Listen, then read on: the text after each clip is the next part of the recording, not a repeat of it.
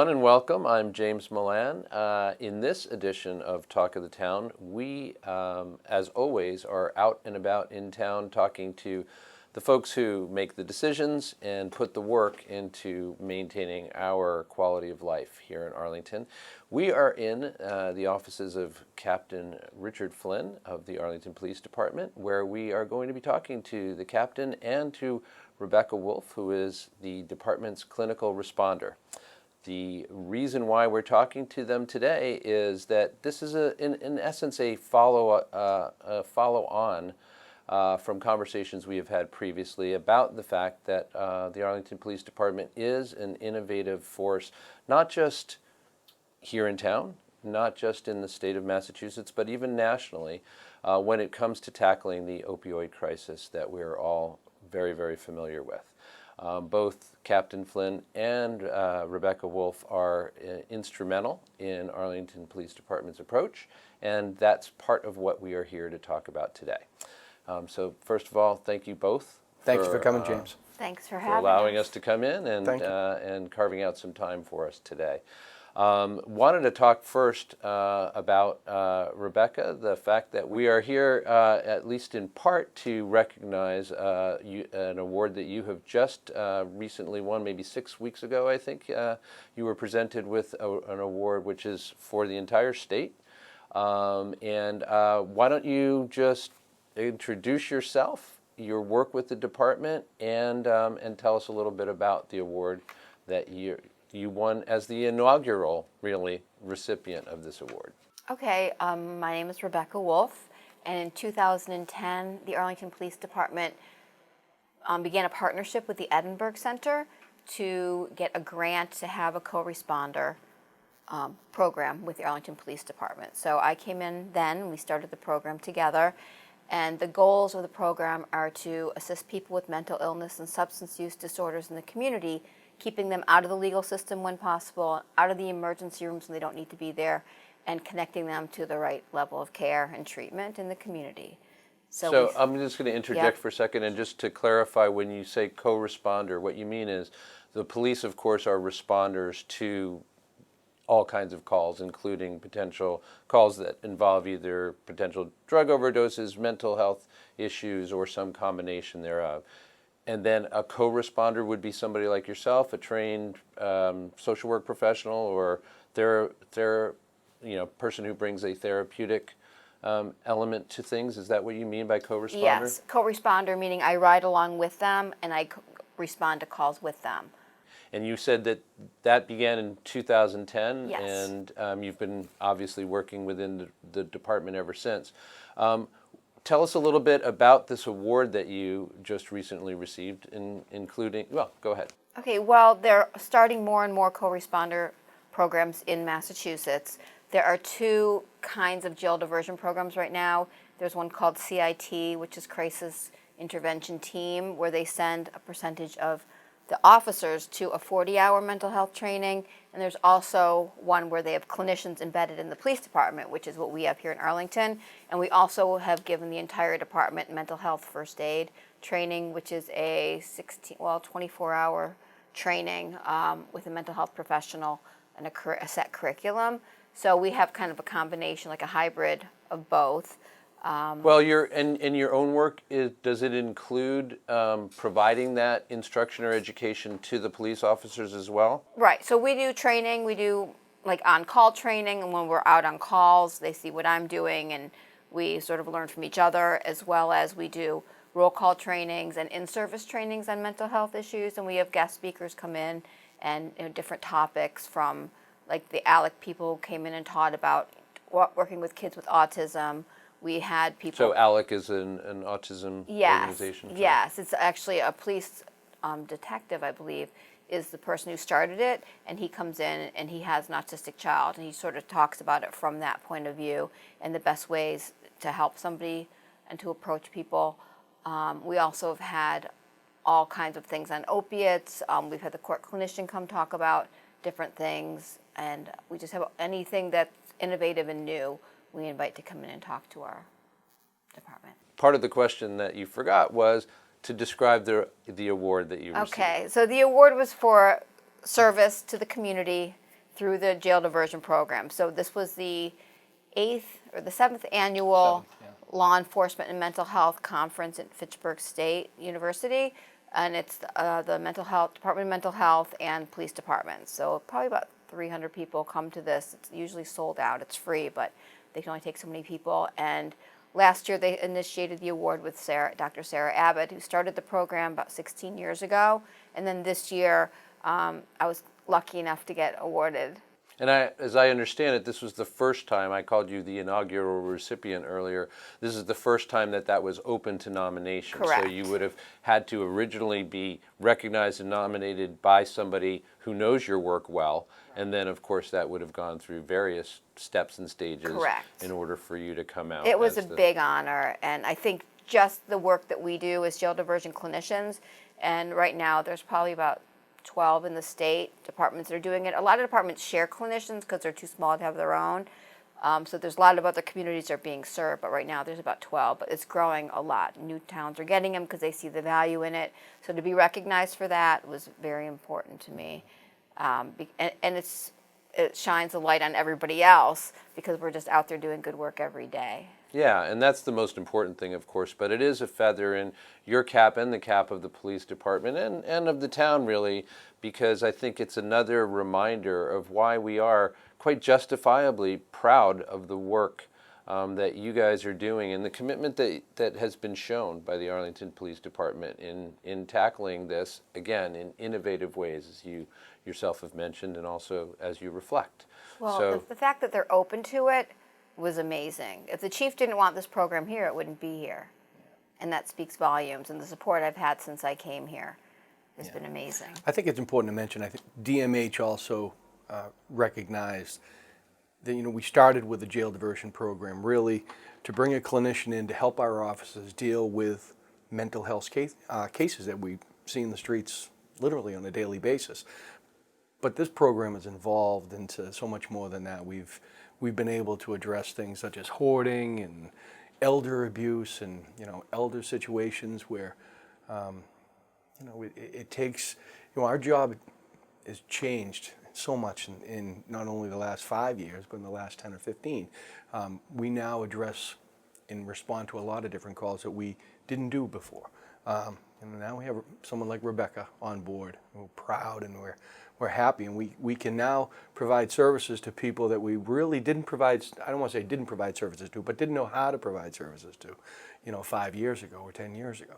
And we're tackling problems, and the opiate epidemic is affecting everyone in the Commonwealth, and we're blessed to have someone like Rebecca on board with us. And what we can do now and try and help people is just fascinating. It's awesome. Yeah, you make a very good point, Captain Flynn, in that it's clear that police departments at all levels, but especially local, perhaps especially local police departments, are being asked to do things or the opportunity to affect change and to help in various ways in the community beyond maintaining public safety are there, but you have to have that willingness that you cited earlier, Rebecca, from the top, and then the people signing on to that, which clearly this is a department which illustrates that principle very, very well. And I think, speaking as a citizen of Arlington now for 25 years or so, what I have seen evolve in this town in terms of the relationship that I've noticed between the police and those and folks who are in town, it's clear that people think of the police as people you can turn to as an institution that you can turn to for a number of different reasons that go well beyond what people have traditionally thought. And we like to think we're evolving as well, and we're trying to deal with problems that the community faces in a proactive way, not necessarily reactive, but proactive. We try to get ahead of things and recognize, what's going on in the community and what we can do to help. And, we're very proud of Rebecca, and we realize how lucky we are to have her here. And it's allowed us to provide services to our community that some other communities might just not have that ability. And we recognize the importance of that, and we're very, very proud of that. Well, congratulations to you, Rebecca.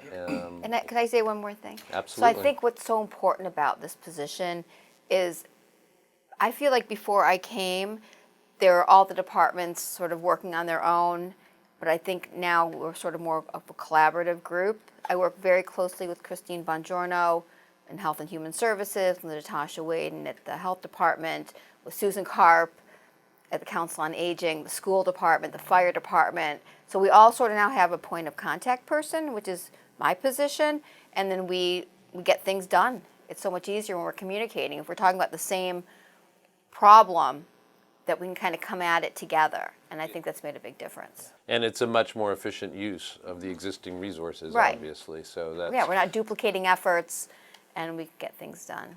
well, that also works as an excellent segue into the other subject that we wanted to talk about today, which, again, we hope is another example of efficient use of resources, and that is the recent rolling out in Arlington of, I don't know how you refer to it. Is it ODMAP, ODMAP? ODMAP. ODMAP. We refer to it as ODMAP. Yep. So the Overdose Detection Mapping Application Program. We always, it's always, I always want to tip my hat to all those acronymists out there, those people coming up with these acronyms that work. Anyway, Captain Flynn, if you can just give us an introduction to what is ODMAP, what is its function, and what is the goal? It's really a geo-based mapping program that was put in place to help multiple jurisdictions track overdoses in not just a small confined area, just like a single jurisdiction, but more county-wide and statewide. And very simple application to use, can be used on a desktop, can be used in a business, but also out in mobile apps if you would like. And it's a simple program for tracking overdoses in very simple ways, not really victim specific, but in very simple ways.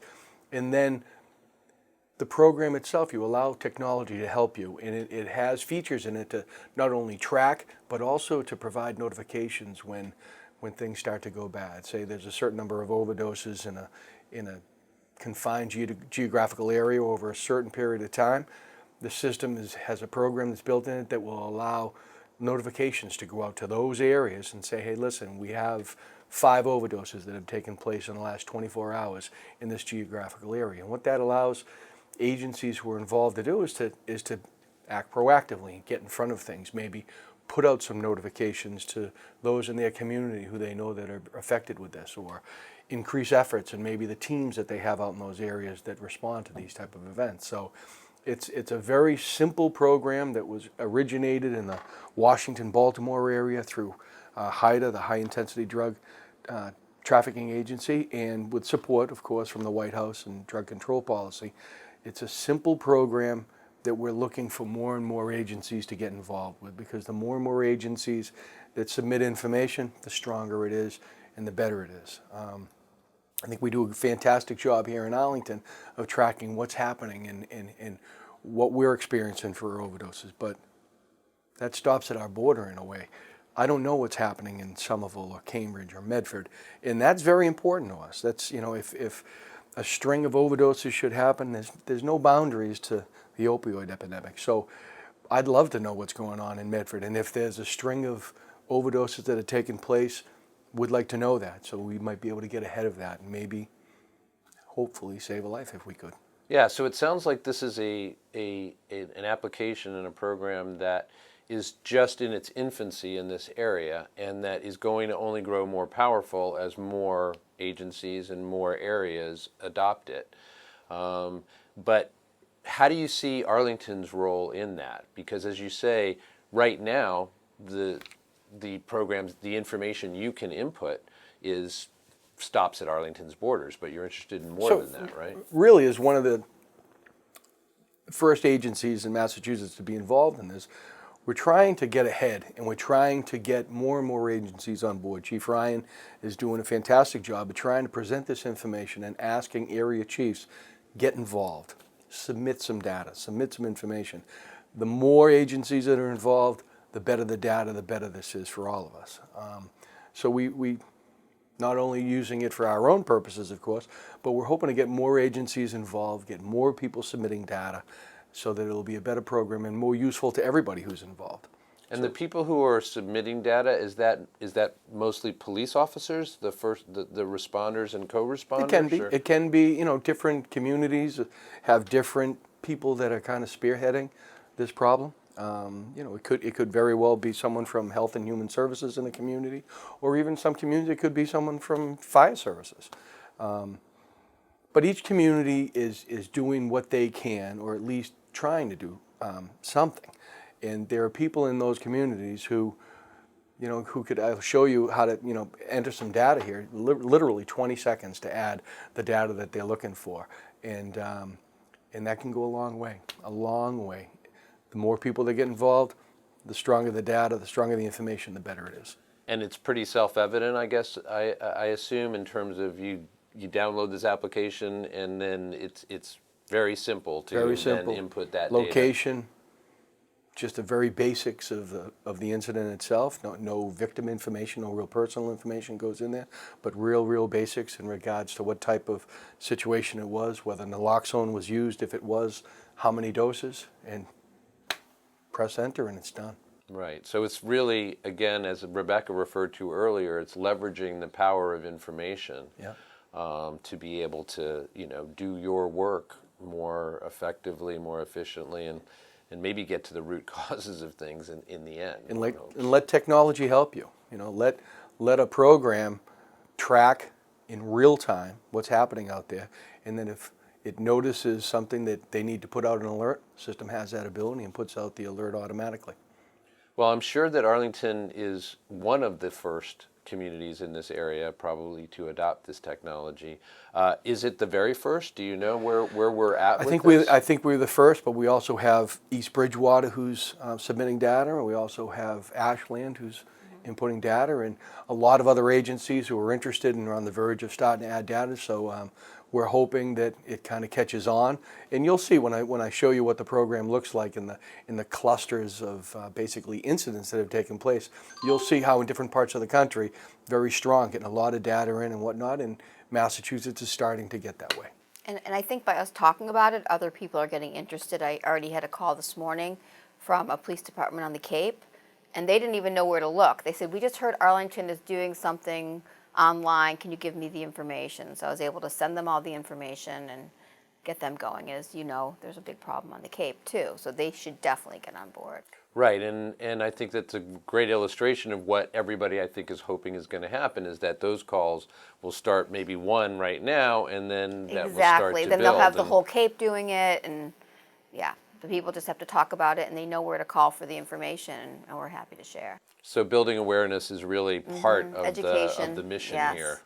Which is really, one of the major steps in what we're trying to do to overcome that stigma out there in regards to this epidemic, and just trying to break down those barriers, get people involved, submit some more data, submit some information, and hopefully get ahead of it. Be able to act a little bit more proactively.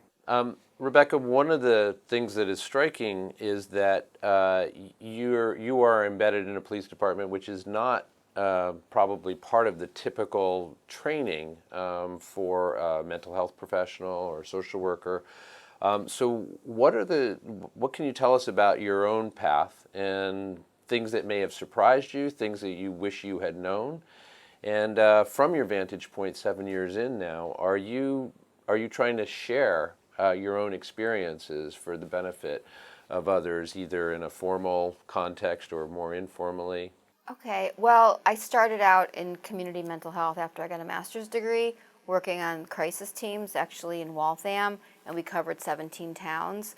Oftentimes I'd go out, and we'd go by ourselves. We didn't go with police, but if there was any question of safety, we'd have the police meet us there in someone's home. So I had a lot of experience and exposure working with the police department on mental health calls.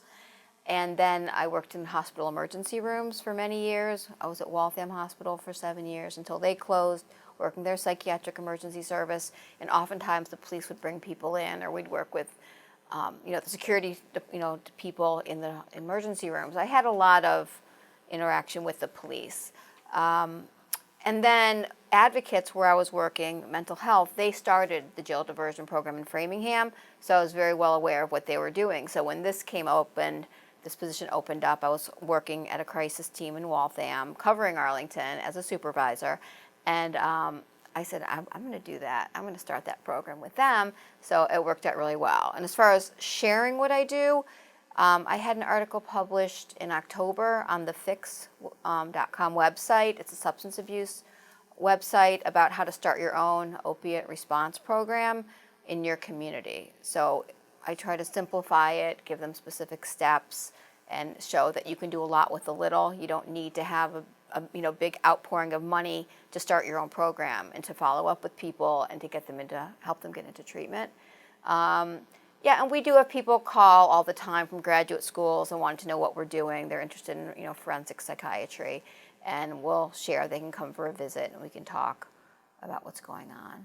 And I present everywhere on what we do. So clearly, as you just described, you had a long years of experience. Yeah, I started in contact with the 1992. police department Yeah. well before taking this particular Yes, position. yes. Is there anything that has been either notably different or surprising in some fun way or otherwise about working in this way with the Arlington Police Department over a longer period of time? I don't know if I'd say I was surprised, but I'm always so impressed with all of the officers and how much they care. And I don't know if people out there really know that, because they're always more worried they're going to get a ticket or something. But these people are just very compassionate and very caring and very funny, and they really try hard to help people. And I think that was not a surprise. I anticipated it, but it was really nice to see happening every single day. And I think the biggest compliment I had once was an officer. I wasn't on the call, but I said, what would Rebecca do here? And then they did it. And I thought that was like the nicest thing they could have said. Yes, as a former teacher, I always hold that hope. Right, that someone's going to remember something that you said or did. Mm-hmm, and absolutely. Yeah, so I think that was really an honor. That's great. I find it interesting. I've been around a little bit, and when this program initiated, I remember going, I don't know. Officers can be pretty fickle, and they're pretty set in their ways, and that philosophy really has kind of changed. And honestly, they'd be lost without her. They have a very good, now at least, they have a very good basis of knowledge, and they have the basics to be able to go out and handle the calls. But, a person, a civilian coming in and riding along with police officers in the very, very beginning, I looked at it and I was like, this could go very, very good, or this could, not. Mm-hmm. But they've really adapted and embraced this. And, I listen to the radio while working all day long, and, multiple times, 353 to control, is the clinician available? And, they do a very, very good job, not only on their own, but especially when Rebecca's available, of recognizing that she's there, she's available. They'll bring her to the call, and we just provide, the best services now for those dealing with mental health or substance abuse problems. Now, we really make an effort, and we're providing fantastic services. A lot has to do with Rebecca, but also the officers on the street and their ability to adapt, understand that change was necessary, and to embrace it, and they do a fantastic job with that. Fantastic. Yeah, and that's clearly a tribute both to the officers themselves, and I really want to recognize that the older officers who had probably gotten quite used to doing things a different way would have had to be open to that. And then also to the light touch you must have, or the right touch you must have, Rebecca, to have created this chemistry between both you and the work that you do, and this expanded notion of what community policing is. And I think they see the benefit too, that it gets them out back on the street a lot quicker. If I'm there, something needs to happen, I can make it happen, and they don't have to necessarily do it themselves. And I have different ideas of what can happen that they might not have thought about, because that's not their job. They're not, they are social workers, because that's sort of what police have to do now. But as far as connecting people to resources and getting something done, they don't have time to do that. They need to be back out, keeping our community safe. But we also ask them to be problem solvers. Right. And, realistically, they're not necessarily looking to solve every single problem on every single call, but they recognize now that if they don't solve those problems, they're just going to basically keep going back and going back. And Rebecca and the program that we have here allows them to get ahead, and it might take once or might even take twice, but eventually they get ahead of the problem. They provide the services to the people that need them, and it allows them to get the help that they need, and in essence kind of frees that officer up to move on and deal with the next issue that comes up. Makes sense. Makes sense. Makes sense. Makes sense. And there you have it. Couple of great representatives from our police department, Rebecca Wolfe and Captain Richard Flynn, explaining again Arlington's almost unique place in pushing forward innovations in this area of opiate addiction and how to fight it, as well as many other aspects of community policing. Another reason to feel proud and fulfilled by the work done by our local police department. With that, we will end this episode of Talk of the Town. Thanks for joining us. I'm James Milan, and we will see you next time.